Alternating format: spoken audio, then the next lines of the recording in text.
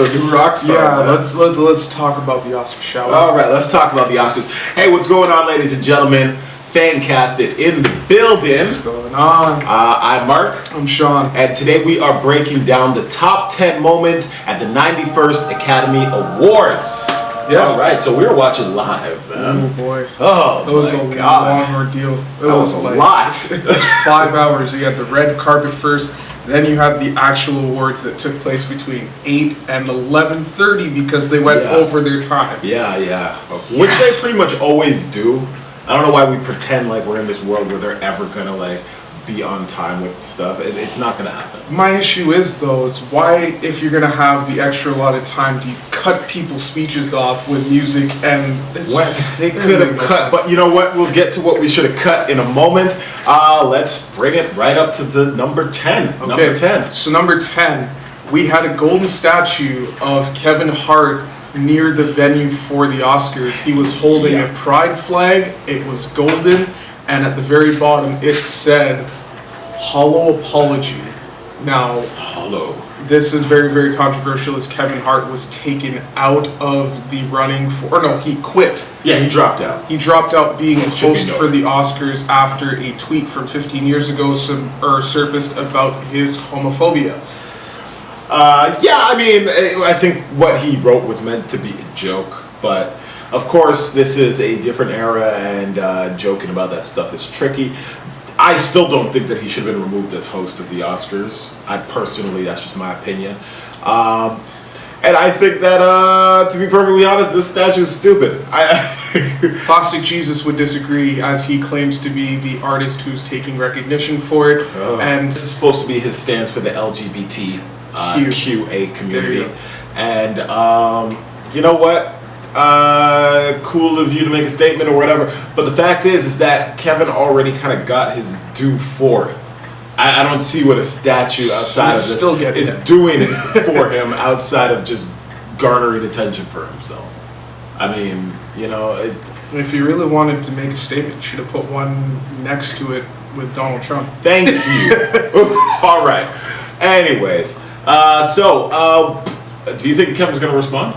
No, I don't think so. It doesn't make any sense to. It would draw more media attention to him for outrage, but at the end of the day, if he wants to keep his career alive, keep intact, just stay out of the limelight. Plus, he already apologized. He apologized before he was asked. Twice. No, 3 times. 3 times. He apologized before the tweets resurfaced. He apologized when they resurfaced, and he apologized after stepping down as the host. How many more times? What more do you guys want? What I'm confused as to say is, yes, his first apology was terrible because the way it came out, or the way it sounded, he sounded like angry, unempathetic, or whatever. Yeah. And the second time he did it, he sounded sincere. What is it going to take for it to not be a hollow apology at this point? I don't really know. And again, this is one of those things where I feel like people need to figure out exactly what it is that they want. All right? So that there isn't this confusion again. By the way, since we're on the subject of hollow apologies, let's talk about Mel Gibson. Okay, so number 9 is Trevor Noah's snub at Mel Gibson. When Trevor Noah was up on stage last night, he was presenting Black Panther and talking about it vividly. He was saying, or people now say Wakanda forever to him and do this whenever they pass him because he's also African. Yeah. And backstage he made a joke about Mel Gibson doing this, and he said something under his breath besides Wakanda. That was hilarious. He took a swipe at Mel Gibson at the awards, which was, some people think it's uncalled for, some people think it's funny. It's whatever you take it as it is. I feel it was a little bit distasteful because Mel Gibson wasn't there to do anything or even be presented in any fashion. Okay, well, if I were to take it, and going back to the previous point that we were talking about, we got a freaking statue made of Kevin Hart for some tweets that he made 15 years ago. Mel Gibson continues to make racist comments about black people consistently. Where's his statue? Where's the Liam Neeson statue? Where's Liam Neeson's statue of him just strangling a black guy? or him just holding a weapon ready. Yeah, exactly. Give him get it set up in the pose that Malcolm X has with the AK-47 out the window. But this is a subjugated viewing point, as in their difference of opinion. You could be either a Charles Xavier, Martin Luther King person, or you can be a Malcolm X, Magneto person, and be on either side. You can say we're better than this, or we can say that we're not doing enough and we should do more. I'm not better than this. I'm petty as hell. So, yeah, you know what? I thought it was a really funny stuff. And it got a lot of laughs from the audience. So that's the whole point. That's the whole point of the evening. I feel like you got a lot of laughs and a few shaky ones, but that's different. People not knowing whether they should laugh or not. Exactly. That's the perfect joke. But let's move on to the next one. The president getting snubbed more than once at the Oscars. Oh yeah, man, the president really needs to shut up. So Donald Trump is the president of the United States. As Keegan-Michael Key came down from the ceiling, brandishing an umbrella, obviously for Mary Poppins.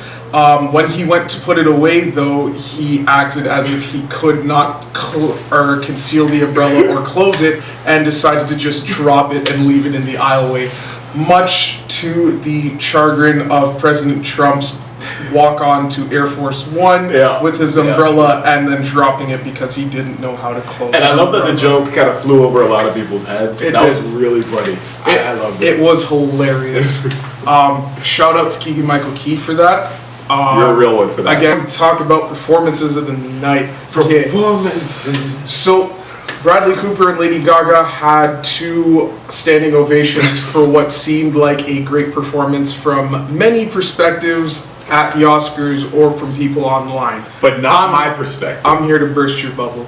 Bradley Cooper was pitchy at best, and Lady Gaga looked like she was going through something because she did have an emotional breakup with her partner before the Academy Awards, and she has stated in multiple interviews that Bradley Cooper is like the greatest human being on earth for her, and they shared a moment on stage while playing the music which seemed super, super sexual tension-y. Well, I mean, the song is super, super sexual tension-y, and the scene in the movie is super, super sexual tension-y. But I will say, their heads were like this close together. They were so close. Yep, it was awkward. It was awkward as all. Also, Bradley Cooper can't sing it. No, none of his friends have told him that. No. I'm sorry, you guys are terrible people. He's one of those dudes that are going for American Idol to audition, and his family is 100% behind him, and like, you can sing, dude, you can do it. And he gets up to that stage, and Simon's like, hell to the nah, get out of here. I don't know. Maybe I'll give him the benefit of the doubt. Maybe he had a bad night. Maybe he drank a little too much before he got on stage. It's gonna be a no for me, dog. Straight up. Straight up. It was bad. It was really bad. Terrible. Thank God he's pretty. Oh, thank God they're both pretty. Facts. That did not equate to a great performance, but they did get 2 standing ovations, which is nice. Other performances of the night, we had Bette Midler sing. She was so fantastically. Good. She was so good. We had a performance from the original song when a cowboy trades his spurs for wings from the movie The Ballad of Buster Scruggs. There you go. And I thought it was so nice. I have no idea who sang it. I'm not gonna pretend to know country singers, but it was really pretty. Yep. I liked it. We also had Jennifer Hudson perform last night. Yes, she was there. What he means to say was the song choice was not the greatest. She had great vocal presence. The background was great. Her pantsuit was amazing with the little cape behind. I love that. It was great. It's just not the best song choice. That song choice was rough. It sounded like she didn't like quite know the song yet. I feel like she did. It was just she's not the singer for the song, essentially. No. And it wasn't the right moment for the song. I don't think so either. And it sucks. I mean, that was weird to have the song there in the first place when that movie was not really nominated for anything. What we did not know, which came into play later on as expected, is that Kendrick Lamar is working in a different country on another album. So he's doing more music. That's why he couldn't show up to do the Oscars last night, because scheduling. It happens. Scheduling conflicts. Also, SZA had a vocal problem. Number 6? Yes. Got that timing right. Okay. Moving on to number 6, we have Rami Malek winning Best Actor. That was so cool, man. Rami Malek winning Best Actor for Bohemian Rhapsody. He played Freddie Mercury in the biopic. I personally did not like the biopic very much, but his performance was way more than strong. It was amazing. A lot of people disagree with the biopic because it didn't follow certain events of Queen's telling to the T. Oh no! Even the band members changed half of the shit. Yeah, even the band members have previously stated that some of the stuff in the movie did not go down the way it was. Mike Myers' portrayal wasn't obviously that good. Rami Malek was the best thing about that movie. By far, he did Freddie Mercury to a T, and I congratulate him for that. Yeah. He deserves this award. Goddamn pal. For sure. He did pull a Jennifer Lawrence by the end, though, and fell off the stage after his acceptance speech. He's such an awkward guy. I love him. He's great, though. It's amazing. Rami Malek for Jack Sparrow. Hey! Yes. But yeah, congrats to Rami Malek for winning Best Actor. It's his first at the Academy, and I'm sure it won't be his last. Moving on to number 5. This one was a big shocker to a lot of people during the night, and it was his best takeaway for the whole Oscars. We had Best Adaptive Screenplay winning going to Spike Lee for Black Klansman. That was the biggest surprise of the night. Spike Lee obviously worked a lot on Malcolm X, which was not recognized. It was nominated but not recognized for its Grammy Award. Oscar, sorry. Also Do the Right Thing, also School Days, also Jungle Fever. Like, he has put out banger after banger after banger, and they just don't recognize him. Even right up to Inside Man. Jungle Fever and Inside Man are kind of... But I like Jungle Fever. I hate on Wesley Snipes. Don't hate on my boy. No, that movie was weird. But even his documentaries that are really critically acclaimed don't tend to receive much accolades from the Academy. I'm talking Four Little Girls, When the Levees Break. They really kind of don't like him. Because only cats like you watch Spike Lee films. That is absolutely so which means this you're the best type of person if you watch it. This is the best they could do for him for Black Klansman this year at the Academy Awards. He deserved Best Director. For sure. Debatable, but he did win for Adapted Screenplay for Black Klansman, which is well-deserved. He got a standing ovation. Absolutely. He came in with a Steve Harvey suit and his gold sneakers. First off, Steve Harvey dressed like Spike. And, he was obviously loving it. He was exciting. He gave a great acceptance speech. He tripped over his words, but you know what? You win an Oscar after 30 years of being shunned out by the Academy, and tell me how your speech goes. There was also a few other moments that we should probably talk about. Donald Trump obviously getting mad at Spike Lee, commenting on his acceptance speech last night, calling it racist against the U.S. president. Here to tell you something. Really didn't happen all that much, Donald. Sorry. But moving past that, we're moving on. When we got to the part of Best Picture, Spike Lee had seen what had happened or was ready for the announcement, and as soon as they announced the winning movie, he got up out of his chair, turned, and left. So the press obviously had to talk to him about it after on CNN. And they asked him the question about the Best Picture, and he said, next comment. Look, man, the man was snubbed out in 1990 for Do the Right Thing and losing to Driving Miss Daisy. And in 2019, he lost out for Black Klansman to Driving Miss Daisy. I think that at the end of the day, he knew what was up. He was probably trying to catch a flight, man. He was out of there. He was drinking. Yeah, he was. I would have been. Also, at the same time, Donald Trump, Bubby, you should not be the guy to comment on somebody's speeches. You're not the guy. I'm racist sorry. speeches to be. No, I'm not even touching the racist thing because for some reason the alt-right white people have this thing about racism now. You're being racist to me for calling me racist. I don't really understand that, but whatever. I'm saying on a strict person-to-person thing, Donald Trump can't read. All right, he should not. He can't write. He can't read. He can't tweet. He can't type. Can't do squat. He can't do squat. I don't think he's the guy to talk to Spike Lee about his writing. I don't think he's the guy to be president of the United States. Yet here we are. Yeah, here we are. All right. Well, there you go. Moving on to number 5.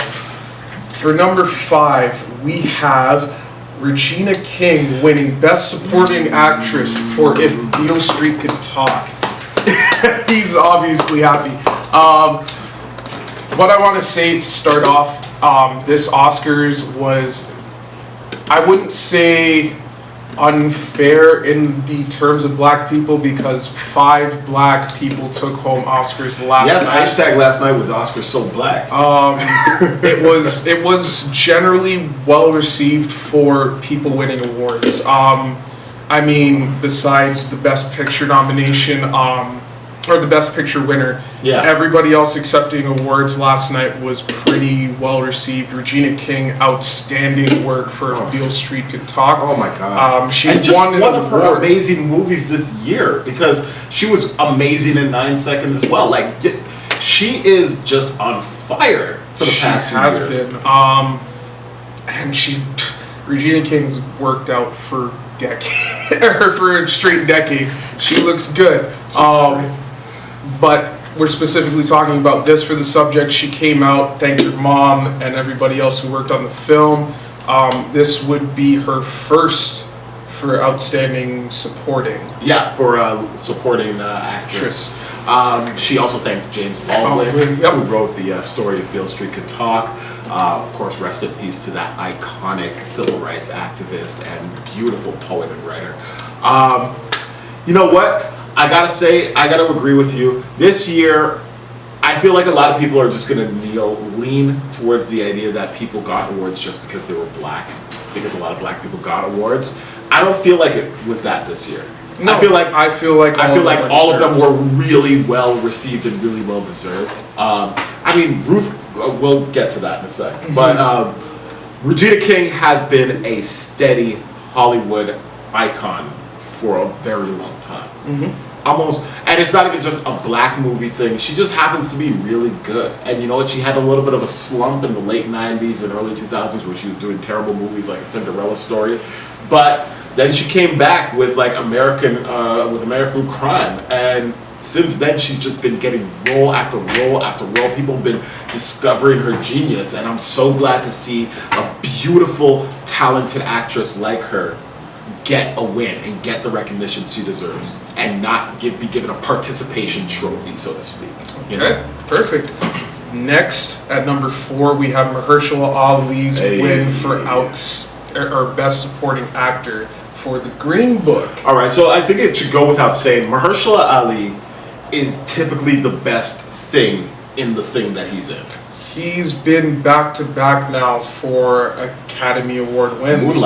Moonlight was last year. Yeah. This year being The Green Book. That's right.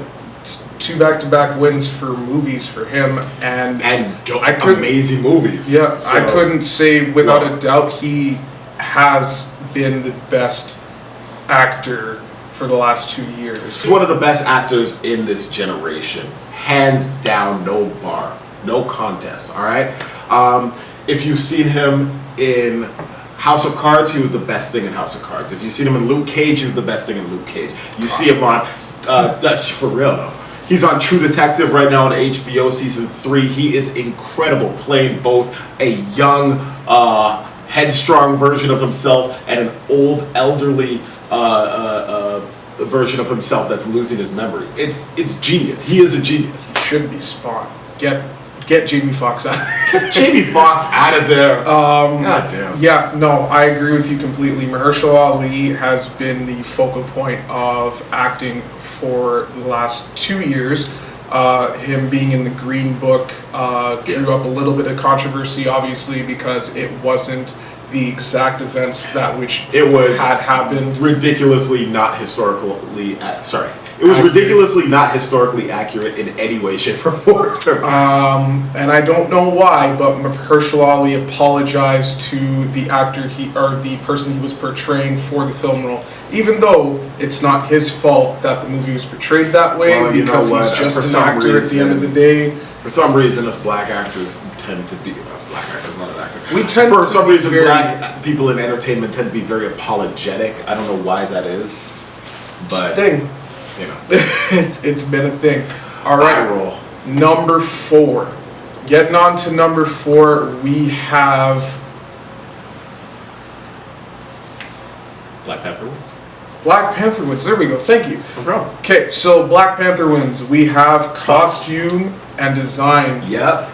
Ruth Carter won for Black Panther. And anybody else in this category did not deserve to win. I'm telling you that right off the bat. Yep. I mean, an argument could have been made for the amazing team behind The Favorite. Yep. Black Panther, they literally drew from so many different. They had to go to Africa to go to get the different inspirations for the movie. And can we talk about? Oh my God! Can we talk about Ruth Carter's dress on stage? She looked so dope. It was nice. She did thank Spike Lee for her acceptance. She also went on to say that she did work in Malcolm X. She did work on Malcolm X's and Spike Lee gave her like a standing hello, wave, and clap. Yeah.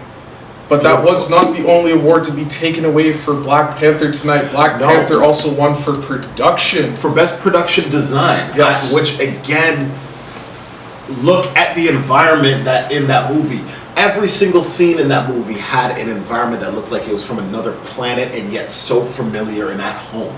And that was the beauty of it. It was just a perfect blend of another planet? Yeah, for real.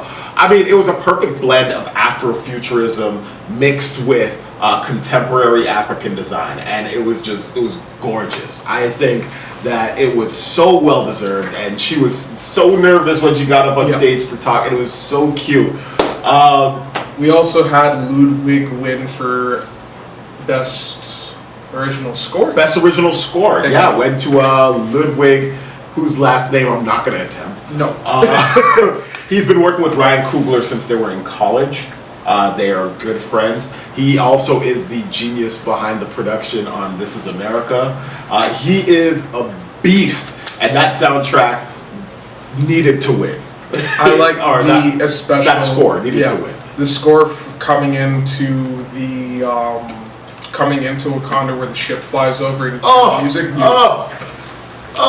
But moving on. No, I can't even move on from there. No. We gotta talk about it. No, we don't have enough time to talk about this. We gotta move on. Even when you watched Infinity War, you knew exactly where the plot was going as soon as you heard the drums. That's Ludwig, baby. Come on. Round of applause. All right, number 3 spot definitely goes to Olivia Colman for her win in The Favorite. Not only was Olivia Colman absolutely great in The Favorite, if you haven't seen that movie, check it out and don't invite your parents. It's so weird. But she played opposite Rachel Weisz and Emma Stone. Yes. And as well as Nicholas Hoult, who was not nominated. But it was just so cool seeing her win because she did not expect to win. It was the upset of the night. Lady Gaga was sure to take this award.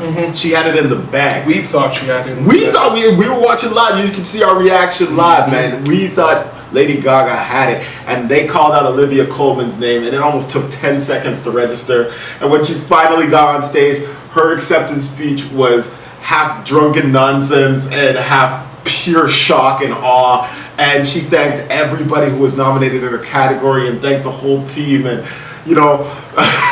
thanked her kids and then corrected herself because she remembered that her kids are supposed to be asleep. And it was just such a cool little moment at the Oscars. I think it's going to be remembered for a really long time. So I think it's another speech that I've heard at the Oscars. No, man. No. There are certain speeches that are special. That one was special. I think it's going to be up there with the Cuba Gooding Jr. winning for Jerry Maguire. I think it was that level of excitement. Everybody in the room felt it. Anyway, you need to watch the movie as well. And new spot. We have one of the most controversial things going. Balls. It is the Green Book winning Best Picture. Now, the reason this is controversial is because we already had this movie done just in roles reversed. I thought it was a great movie, obviously, but Driving Miss Daisy was exactly the Green Book. It's the same movie. Essentially, just different roles reversed, where the black person is the driver. How Hollywood gonna be mad about reboots and remakes and sequels, and then make a sequel to Driving Miss Daisy? I don't know. All right then. This movie also won for Best Original Screenplay. Yeah. Yeah, it did. So it took home technically 3 awards that night. Yep. So everybody left, besides Vice and the Stars Board, everybody left pretty much happy with the whole thing.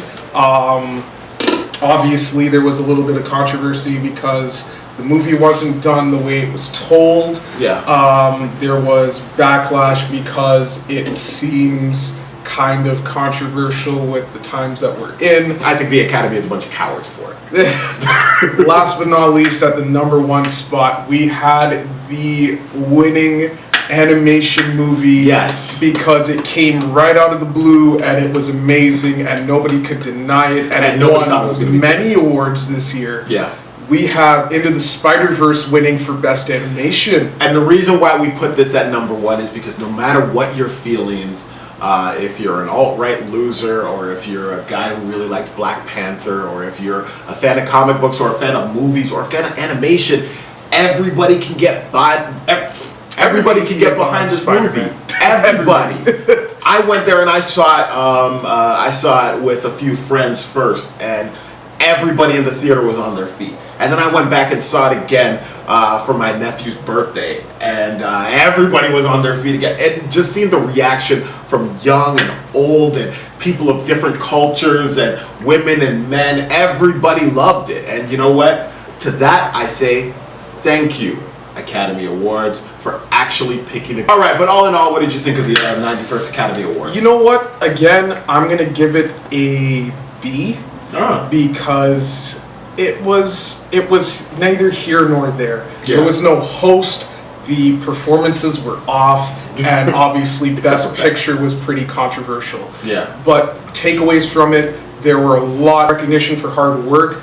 There was a lot of talent that was being recognized this year. Yes. There were a lot of films this year that were critically acclaimed.